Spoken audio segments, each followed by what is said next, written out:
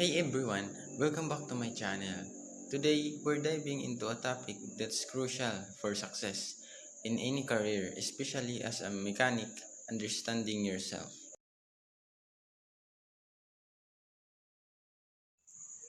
Being a mechanic isn't just about fixing cars, it's about understanding the intricate workings of vehicles and diagnosing problems accurately.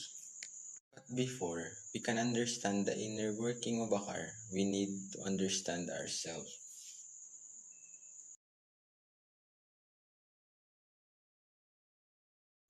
Self-awareness allows us to recognize our strength, weakness, and profession, which are essential in any profession.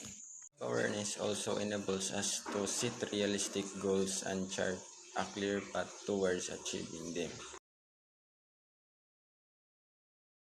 Understanding myself has helped me specialize in certain areas of mechanics when I truly shine. Whether it's mastering a new skill or advancing in my career, knowing myself has been my guiding light.